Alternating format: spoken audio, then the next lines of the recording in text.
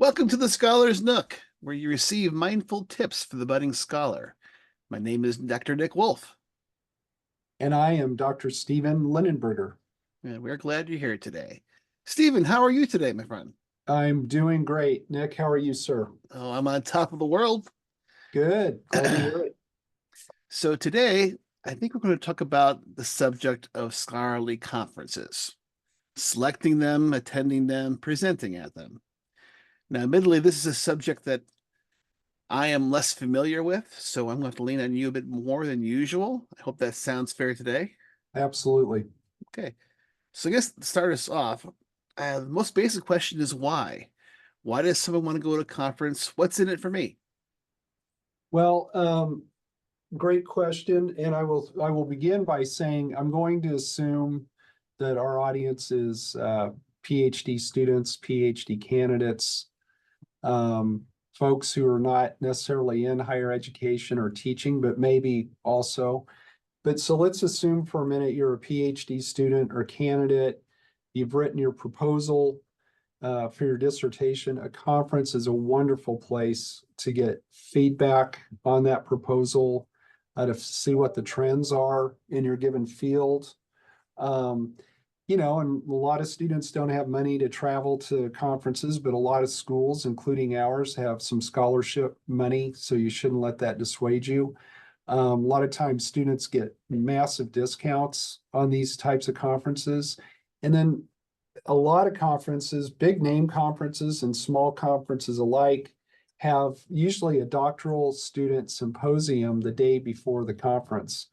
I've attended a few of these when I was a doctoral candidate, and it was both of them were mind-blowing experiences. I got so much feedback, and the advantage is that the top scholars that are presenting at that conference are usually in attendance at the doctoral symposium or consortium. And so you literally get a seat set at the feet of the masters and ask them questions, run your proposal by them. And when you get that thumbs up from someone like that, it can do a lot to boost your confidence and inspire you. Likewise, they can give you a lot of good feedback on how to change it, make it better. So that's, as a PhD student or candidate, those are the main reasons I would say to attend an academic conference. And just to expand, because we both teach at a DBA program, it's not limited just to PhD students. Any doctoral program, I think, can benefit from students who are in those programs can benefit from a conference as well. So yeah, Absolutely. we discussed a couple of things. We said getting good feedback on your proposals here, but I think if I were to attend conference, I want to meet more people. I just want to actually get to know new scholars and get an idea what they're doing. Serendipity is a big part of what we do here, Mm, and we do that by meeting new people. So a big key I like is to just go there to try and broaden my network. Find out what people yeah. are doing, seeing how maybe their research interests align with mine, and therefore gives us an opportunity for collaboration or at least interaction down the road. It's amazing what little insights you can pick up just by saying, "Oh, you found that to be true." Well, that's a good Hmm. idea for the next study that I want to put together. Yeah, I totally agree. And there's nothing like, we've talked about this in previous podcast episodes, but the scholar's journey can really be a lonely journey. We're really focused on a very specific thing. It's us and three other people that really care about what we're doing, your committee. But when you go to a conference, there's a real fellowship that develops amongst scholars. You can encourage each other and send each other articles or tidbits or just check in once in a while. So that I think is one of the best parts of, and then you have a whole bunch of people then, theoretically who are rooting for you to finish, and they're happy when you succeed. So all of that matters on this scholar's journey. I totally agree. Let's change the question a little bit more and say, if we could all agree that attending a conference is valuable, we might consider actually upping our participation level in presenting. So why should a scholar want to present at a scholarly conference? Again, feedback is so powerful in when we're writing an journal article, maybe we're trying to create an article off of our dissertation research, something like that, and we present. First, you have to send your paper in to get accepted. So you'll get the editors or the reviewers' comments. So you get that feedback, which you can apply before you go to the conference to present. You can make those changes. And there's nothing like that real-time feedback from a group of people that are there because they're interested in your research. And it's really good practice for the dissertation defense too, because you have to learn to be professional, not get defensive. Sometimes people can be a little pointed in their feedback. There's kind of let's face it, there's a little bit of a hazing process in our world sometimes. I think it still exists under the surface. So it helps toughen your skin a little bit. It helps open your mind to possibilities of making revisions, slightly change a direction. Or I remember the first paper I presented, I had a model that I wanted to test. It was a propositional paper. And one of my variables was not, I was struggling with construct clarity on this one variable. And through that process of presenting, first of all, I didn't realize how far off I was. And, a couple of people in the audience, just, scholars, professors, gave me excellent feedback. They were respectful, and it changed the trajectory of that paper and made it better. It's just something a moment ago that maybe kind of paused. You said there's a hazing process. And I guess to an extent I would agree with that, but I think there's also a distinction between hazing and grilling. Yes. Okay. Gotcha. And That's true. we all, as part of our process of quality assurance and quality quality control, we want to try and grill ourselves to make sure that our methods are solid, that our conclusions are sound. That is totally legitimate. Obviously, the hazing is less so, if Yeah. at all. But I think we should always make the distinction that just because you are getting some tough questions, that's not necessarily hazing. I think that's an important distinction to make. That is, and you know what? I'm going to retract that. I'm not even going to say it's hazing. You're right. It's more of a grilling. It's more of a, cross-examination, for a good purpose.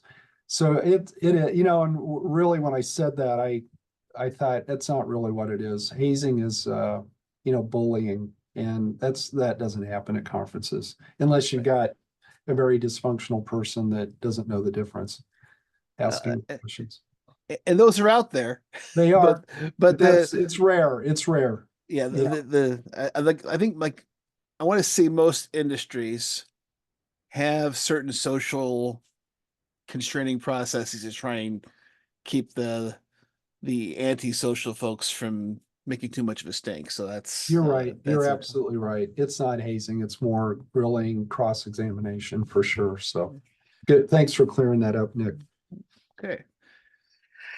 I think another important item which you allude to, but I want to make it more of a clear thing. Uh, by presenting at a conference, it gives us practice talking about our work. We are all, to some extent, geeks concerning a particular scholarly area of interest, and we bring the necessary passion to conduct research and to gain insights into that. But to convey that passion in a interesting way, in a way that can to cultivate interest in others who do not share that passion, is an important learned skill that is Hmm. only done by presenting information and finding ways to that will actually show you through evidence that you're actually engaging the audience. And I think that's an important practice that presenting at conferences allows us to do. It allows us to speak intelligently and interestingly to those who do not share the same degree of passion that we have. Totally agree. It's a great point. Um, you know, when you go to these conferences, you find people, and depending on the type of conference, sometimes they literally are multidisciplinary conferences. Sometimes they're not, but in either case, it's amazing how many times you see the light bulbs go off when you have somebody that isn't familiar with your line of research. They may be in management or leadership or something, but it's a one-off or it's a really unique proposition. They can bring so many good insights, in the Q&A portion. Um, it's that cross-pollination, I think, that we're talking about that really helps improve the quality of our work. I would definitely agree with that. To follow up, most of what our scholarship generally is in organizational sciences or in the business world, it's by its very nature, it's going to be multidisciplinary and complicated or complex. It's going to touch a whole bunch of different areas of work life. And because of that, in order to try and better understand our systems we're studying, we need to have other perspectives in the room with us. So absolutely, the more people we have who see our challenges from a different perspective is going to inform our work and allow us to see things we couldn't do by ourselves. So I think it's a Mhm. definitely an important aspect of that.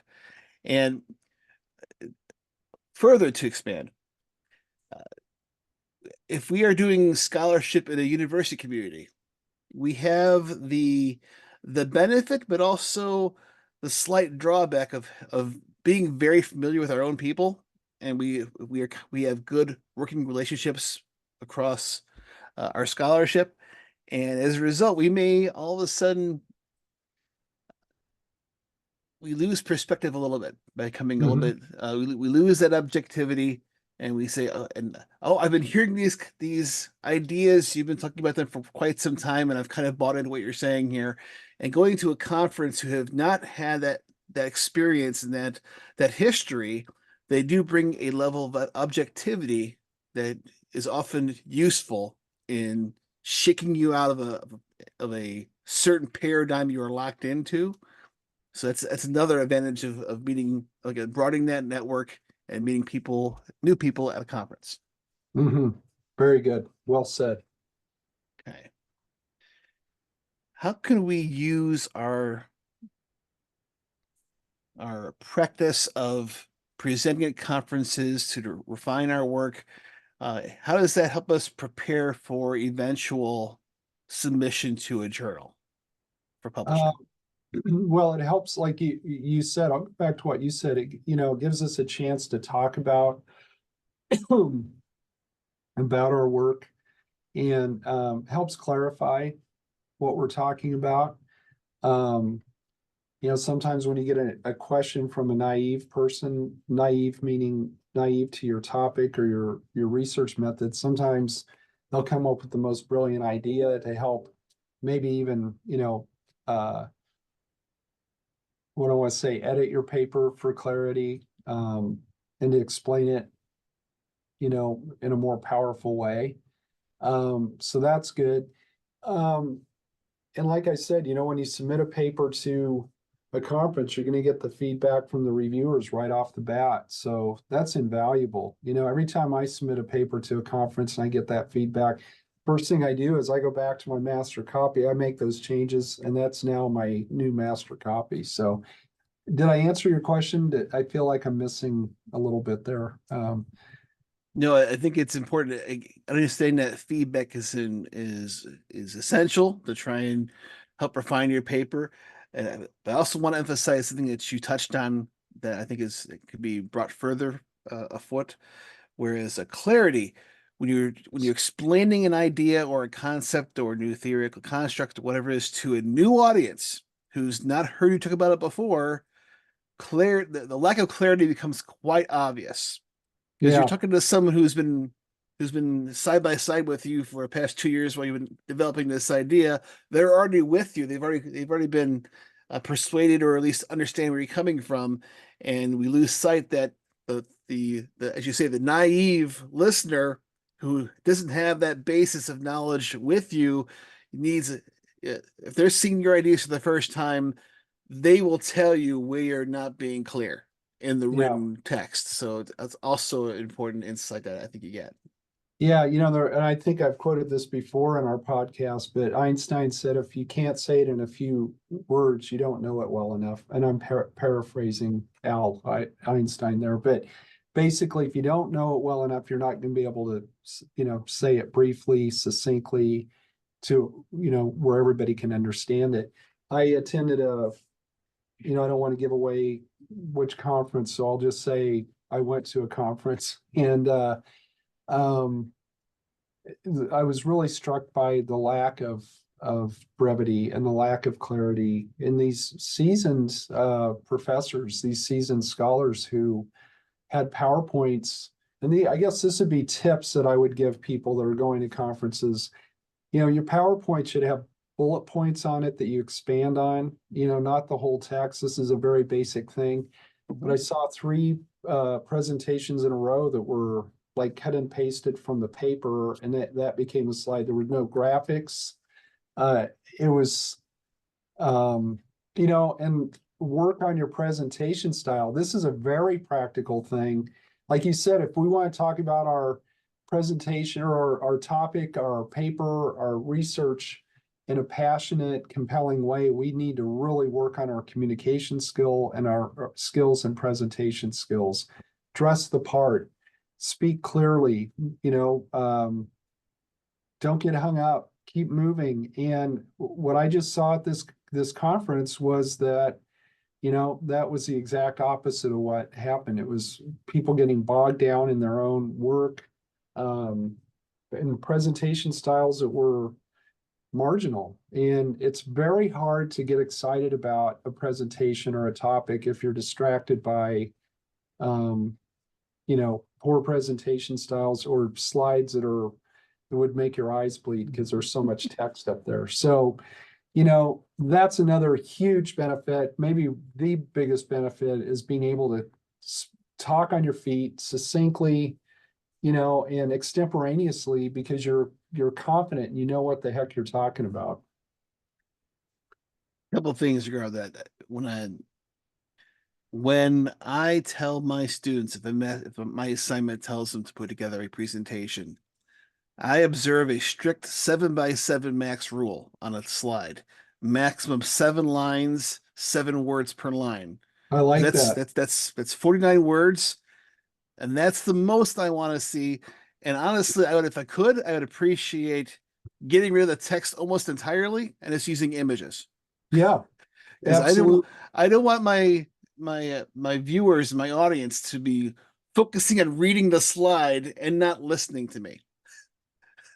That's what I want them. I want them to capture the information from the picture, if possible, and then listen to me talk about it. I think Yeah, that's the effect you want to go for. yeah, Another thing about your the earlier comment about Einstein, if you can't say it in simple words, you don't know well enough. That can go to the other extreme too. You may true. know your topic and all of the underlying assumptions and premises of your research that you're assuming your audience does too. And if you do Right. not convey that foundation or at least give the audience enough to make sense of that, you can really lead your audience astray too by under communicating what's actually important. True. And that's one of the things we have to watch out with expertise or expert power. Expertise generally is one of the problems the experts have with communicating is they assume that everybody has the privileged view of the information they do. We see this all the time in organizations where leaders kind of almost start talking in the middle of a context. We don't even know what they're talking about. They assume we all know what they're talking about. And so too, I mean, when you're a presenter, you are in a position of expertise or power, and you have to check yourself, make sure that you don't want to get bogged down in details, but let's review. This is the context. This is, this and this. These are the definitions I'm using. Hit on those things quickly and then go into more of a discussion. And that way, you're not assuming that everybody knows what you know about it. Also interesting about your idea about being an expert.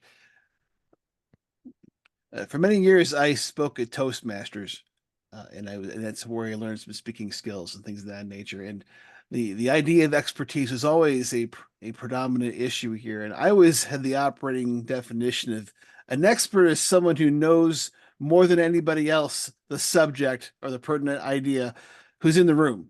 Right, right, Because yeah, there's experts out there, but in this room right now, I'm the expert. exactly. The problem is, though, is that a lot of times at a scholarly conference, I may not be the most knowledgeable person about about a subject matter in general. Yeah, That doesn't mean that I don't have specific expertise about this particular subject, but that is also something that is a challenge, I think, for budding scholars or for new researchers, where they have that false that imposter syndrome complex, yeah, where yeah, they, am I really qualified to speak about this? Well, I would say prima facie, someone thought so, or else you wouldn't yeah, be speaking right now. right. So put your faith in others in that respect and say, well, it is possible that other folks in the audience might know the subject a little bit better, in which case that person has every opportunity to speak up and ask a question or to clarify something they understand. And as long as you are humble enough to acknowledge that they may have a in this particular issue here may have a bit more specific expertise, great. That idea of being able to respond in kind and to realize that you're not claiming to know everything. You're Hmm. claiming that you know what you're saying, what you're speaking about, and that, hey, if other folks in the audience, as honestly, we are all scholars trying to better get to the sense-making apparatus and better get to the idea of truth. If they're contributing while you're presenting, hey, that means you've done a great job of pulling that information out of the audience, which is actually much more difficult than simply writing a speech and giving it. Yeah, absolutely. So, Absolutely. a lot of this stuff about presentation skills, it's about your approach and your perspective and how you carry yourself while doing it. True. And well said. And I believe that your point about humility, being humble enough to, there's nothing wrong. And I've seen it with really smart people. Someone will ask a question that either is super confusing to them or they really don't know. And this comes in handy both times. Say, you know what? I'm going to look into that. I'm going to make a note. Is it a presentation at a conference? You don't have a lot of time to get bogged down. So you can humbly thank the person for their point. You're going to look into it, maybe communicate with them after the conference to continue the dialogue. But again, it really helps you with learning to think on your feet. Um, but a big dose of humility is important. And I've presented at conferences for gosh, 15, 20 years now. Some years more than others, but the other thing that keeps you humble is you're on the schedule, you get all set up, you're ready to present, and three people are in the room. We always imagine having a packed house. It's rare, and we have to be prepared for that, which in itself is a really good exercise. Speaking to a small audience, really keeping that eye contact, not letting the lack of people throw you. And a lot of times it's when you're scheduled. You might be scheduled and this happened to me one time. I got scheduled, opposite of like, Bernie Bass or somebody, like somebody really big, and I was scheduled at the same time, and I was like, gosh, I want to go to that present. I don't even want to be at my presentation. But so you have to, and then there's other times you might have something that you really don't think is that interesting, and you'll have a packed house. That happened to me one time. I did a little present, well, not a little, but I did a paper on using film clips to teach leadership topics. And one of the clips I used was from SpongeBob SquarePants. And then I had some other more serious ones. But Nick, I'm not kidding you. It was standing room only, and that was intimidating, but it was so much fun because people were really into it. They liked the idea. There wasn't a real, you're either right or wrong. In this case, it was more of a creative environment. I was using multimedia, and it was I've never had so much fun presenting. And, there's a lot of laughter and it was just really, really fun. So, Well, you have to. I'm actually very surprised that was what your impression was, because if I'm going to a conference and somebody's saying, "Oh, we're going to doing movies and seeing how that can be used in leadership," that'd be one of the first places I would want to go to. yeah, yeah, I guess that would not surprise me at all, and it was a surprise to you. I get it, but yeah, I would say that would be a good marketing for my yeah. chair. I would And I say. did learn that. My mentor at Bellevue told me that exact thing. He said, and the way uh, my description, he said it was just really, really compelling. The reason I was surprised was because the type of conference I was at was a much more empirical type presentations. This was kind of a one-off. And I was kind of surprised that it even got accepted, to be honest with you. And and then lo and behold, it was just like, and it was at a great time of the day.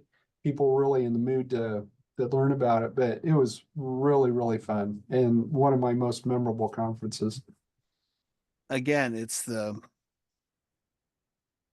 if you're used to having the same meal all the time, Good point. find something that's new and different is Yeah, good point. really tastes good. Yeah. Well, and And I think we're really talking about a pointer here, to our listeners that, there's nothing like a well-turned phrase in terms of a title or description. Make it interesting, make it unique to the extent that you can. There's nothing wrong with that. You want people to show up. And so you got to kind of put your marketing or PR hat on when you're and hey, here's the tip, and a lot of folks forget this when you're submitting to a conference. It's a really basic idea, but a lot of folks, I do a lot of reviewing for conferences, and the biggest question I have is, okay, how does this tie into the conference theme? And if I can't answer that question, then I'm going to push back on it's like how do I know that they're just not trying to throw stuff at the wall to see if it sticks? You want to know as a reviewer that the person submitting has, made a clear connection between their work and your conference topic. You should always use that conference topic as a guiding way to either tweak your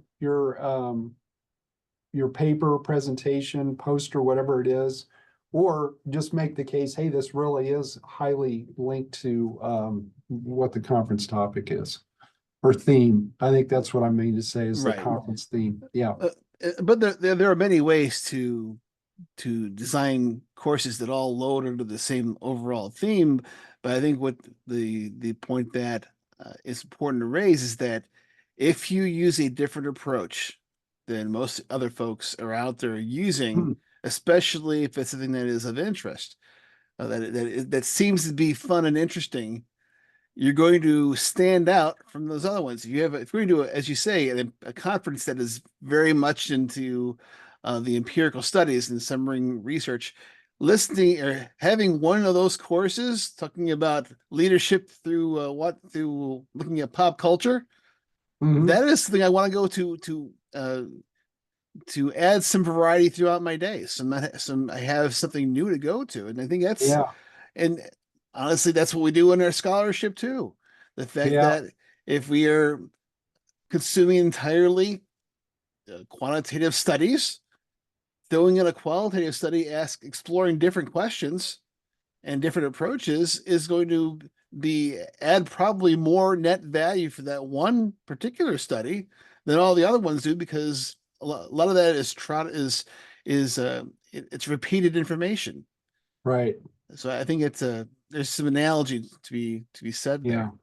Yeah. And again, I want to emphasize how important it is to make sure that what you're submitting links to that conference theme. I can't tell you how many times, and it just, I'm not saying that people are when they're submitting it's just like they don't give it any thought. I'm not saying that they're just, being lazy or something. It's just that, take that extra time and show the reviewers that, hey, I really do think this can contribute to the conference theme in the following ways, even though it might even look, as you suggest, a little one-off, sometimes you can make that. I mean, just that process alone is a good process to go through to help expand your understanding of your own topic and how it applies across domains. Totally agree. Yeah. That's a good conversation right there. Uh, so if someone wants to go ahead and we sold them on the value of going to these conferences and then to present at them, how does one go about finding a conference to attend, first of all? Yeah, I mean, I'll go first on this and please chime in with your ideas. But for me, you know, as you research in your field, you're going to find journals that you really like and that are, sort of gold standard journals, or ones that maybe are kind of an obscure journal, but you really like what they're publishing and just always seems to do the trick for you. Well, those journals are often almost always attached to a conference. There's a conference and or an organization that does a conference and also publishes a journal. Sometimes the journal is strictly the conference proceedings, and things that were presented at the conference. But my point here is, do some research on the journals and publications you really like, find out what conferences might be associated with them. If I'll give you an example of one that I used to go to a lot and I loved. And it starts with the journal. The journal was a management inquiry. I always thought it was a cool journal. They were one of the first ones that I remember doing conceptual pieces and qualitative studies, and it was quality stuff, but it was kind of edgy. I really appreciated it, and there was some really cool topics.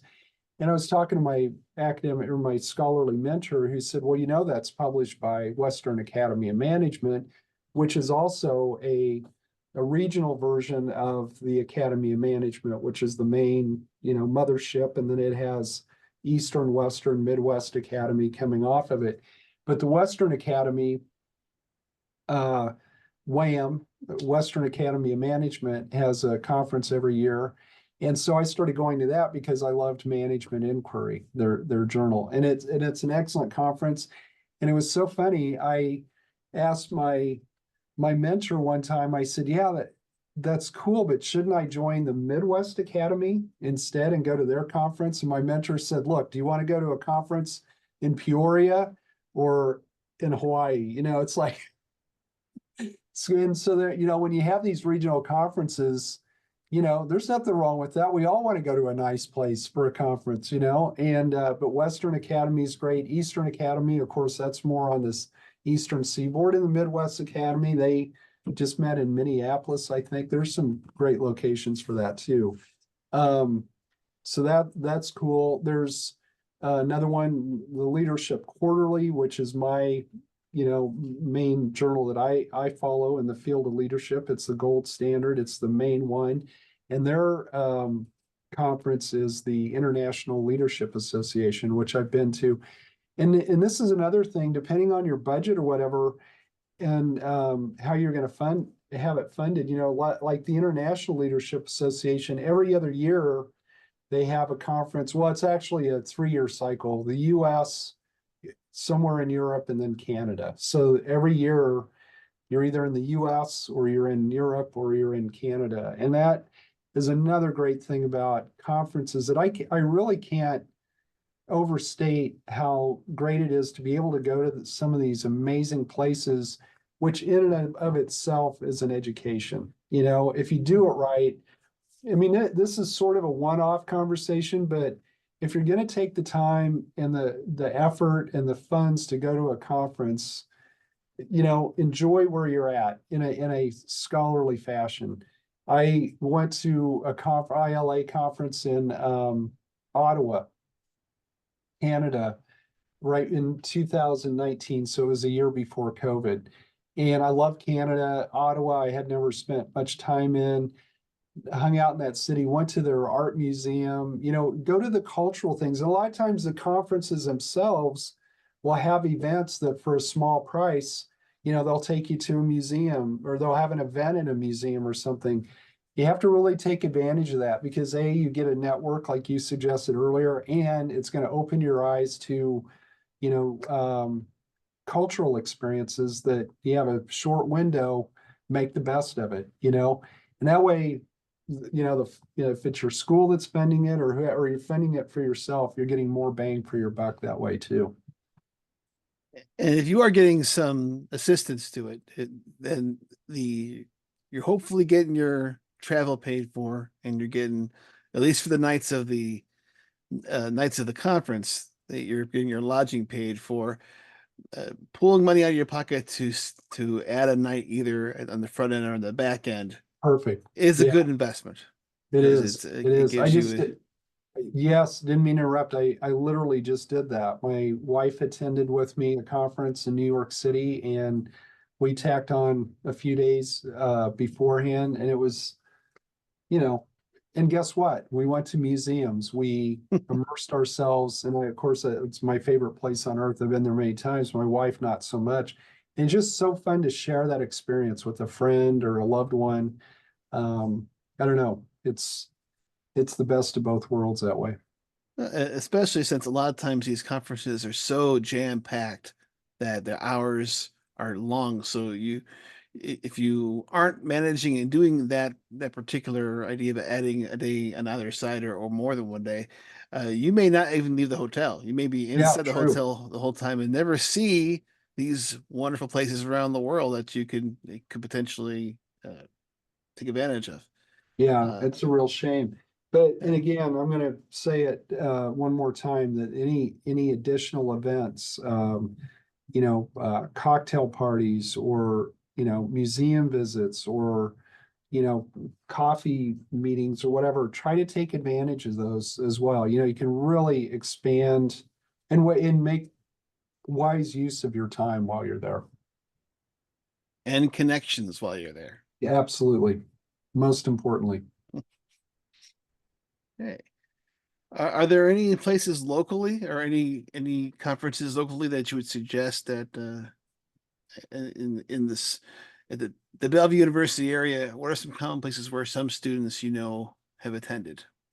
I believe I'm not too familiar with local ones. And by the way, before I answer that, don't forget there are a lot of Zoom-based conferences now, online conferences. COVID really made that fashionable and an easy, cheap way to do conferences. So don't forget about those. But in the Bellevue area, Omaha area, I believe the Omaha Business Ethics Alliance, I've seen that. And I don't know if it's a conference as much as it is like a meeting, but that's a good one. I believe some of the universities around here, UNO and UNL, I think put like University of Nebraska, Lincoln for a few years had a servant leadership conference that they put on. So it was, just regional, local. That was fun, interesting. I don't think they do that anymore, but just, you should look at university web pages or department web pages to see if they're putting on conferences. Um, and if you're lucky enough to have a dean like we do in our department, we get these things all, emails, hey, don't forget this is coming up, or you might be interested. So, pay attention to your, alerts from people who keep track of this stuff too. And you have to do a little research on your own. I've started looking at conferences with the theme of shared governance in universities.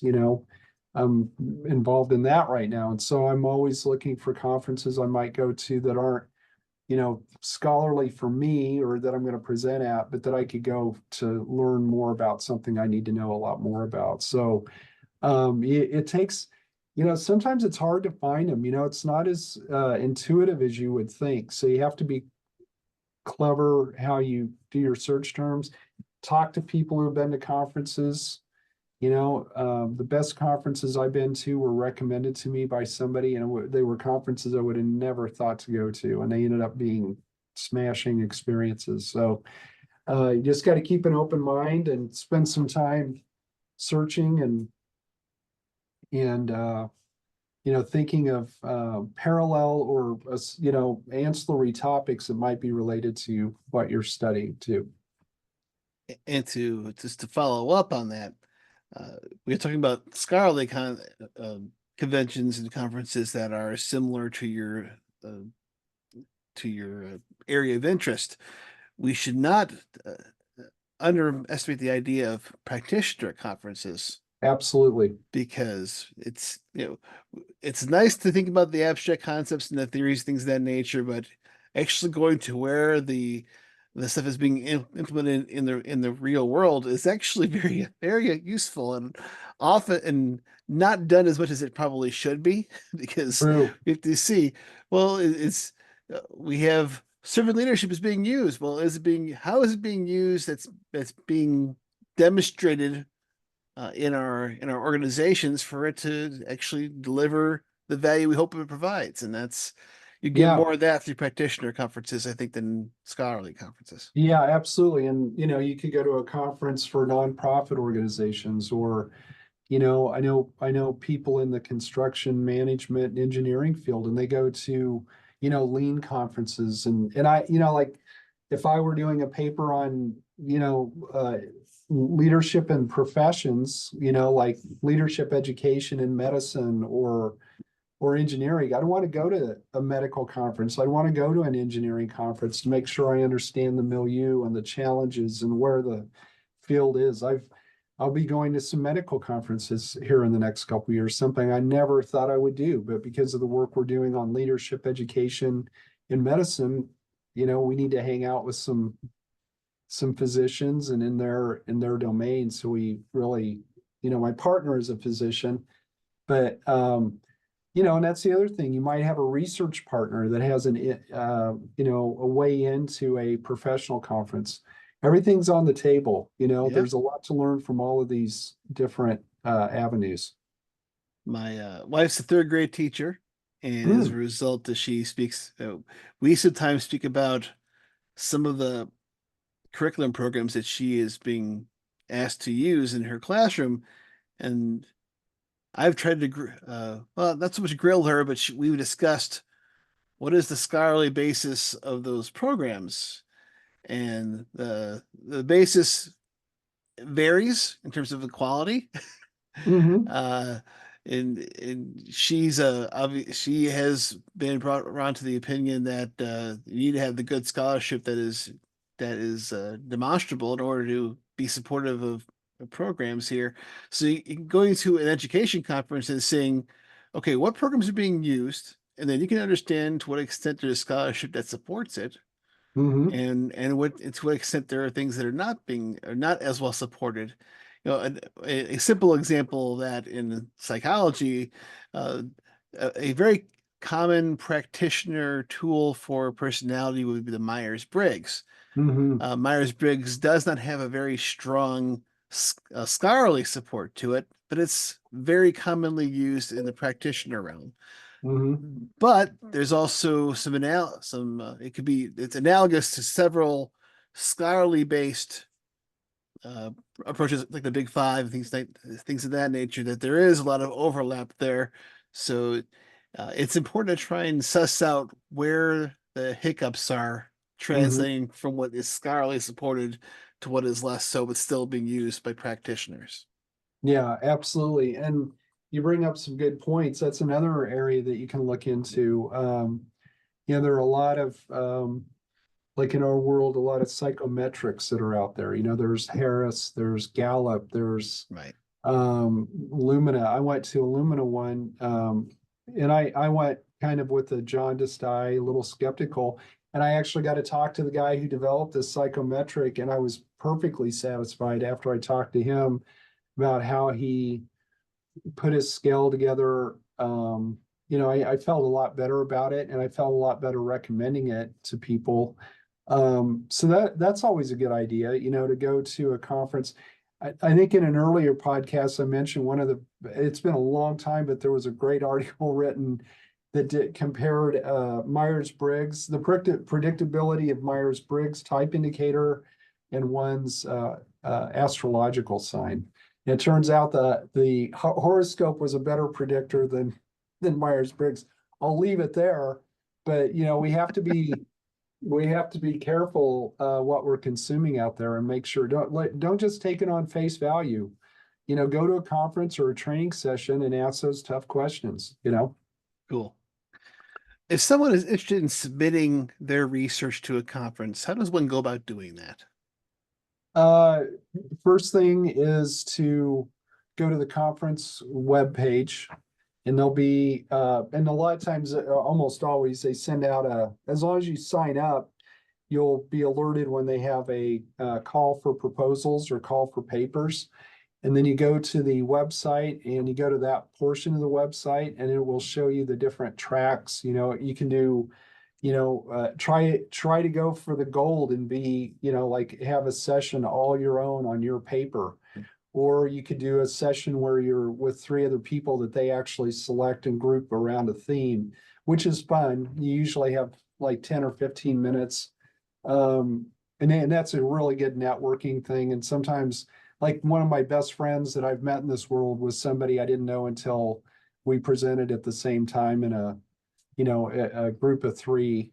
He's from Norway, and he's amazing. Met him at a ILA conference in Denver. Then there's also poster presentations, which, by the way, I am really getting into. I never really was into posters. I always like going to the poster sessions at the conference, which is usually, an informal gathering. They'll have it like in an exhibition hall or whatever. People put their posters up. There's usually an open bar or, a cash bar. You walk around and it's like a cocktail party and you get to talk to people. The reason I like posters is because you're guaranteed that you'll have people coming by and talking to you. Like I said earlier, don't be discouraged if there's only three people in your room when you present. Well, a poster kind of changes all that because people are mulling around, they stop, they chat, they ask questions, sometimes they don't, but at least you get to have some potential interaction. I've started doing a lot of posters. They're fun, they're way more challenging than you would think. So there's that. A lot of conferences will ask for workshops, like if you want to do a workshop before or after the conference. So go to the website, look at the different tracks, and then within those tracks, they'll give you the requirements, whether it's a paper, an abstract, or whatever. And then you submit that, and they usually give you a deadline for when the feedback's going to come or a decision's going to be made, and you keep your fingers crossed and hope for an acceptance. You're talking about every conference or whatever has a different medium, as you Mhm. say. Posters is one topic. Could be if it's in a traditional format or if it's a virtual format. You always make sure that your presentation matches the medium, and you're and we're familiar with speeches and presentations using like a PowerPoint or some sort of set of slides, and you're talking about posters, which goes into the realm of infographics, and that has Mhm. uh, its own how to do that properly as well.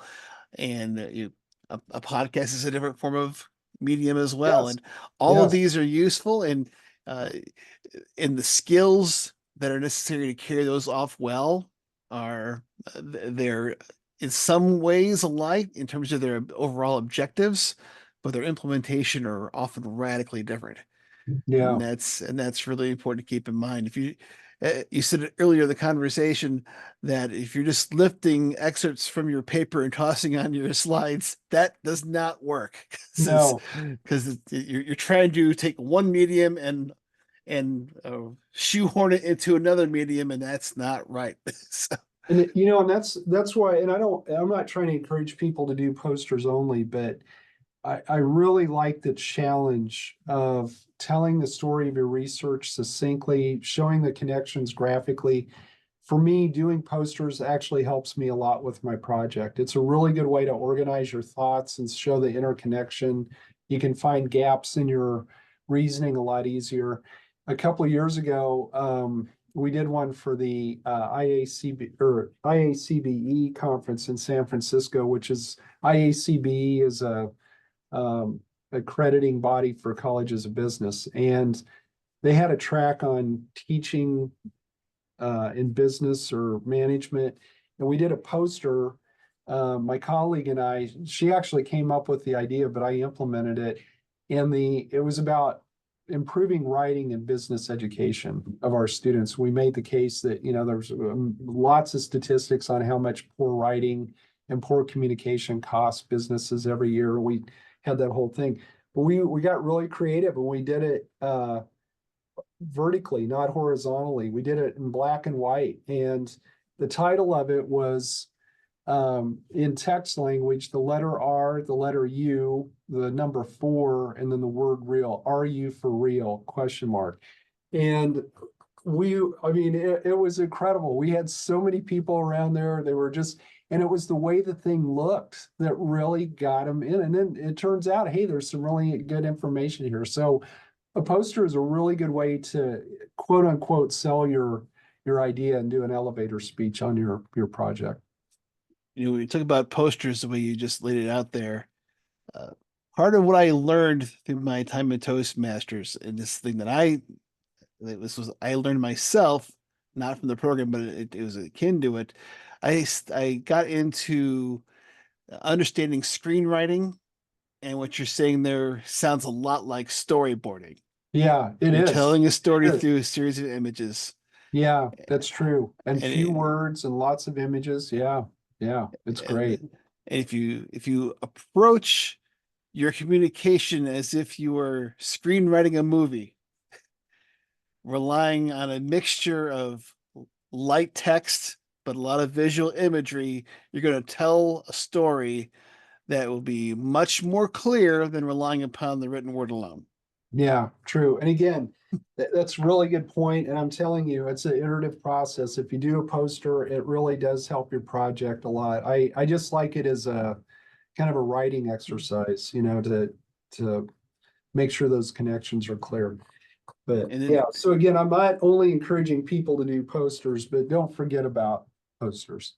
yeah, but there's this has ties to an earlier conversation we had regarding literature review, where I said I wanted to go ahead and summarize all of this this bin of information to a series of hypotheses or propositions, which are then linked at the end into a visual model that kind of incorporates it all together.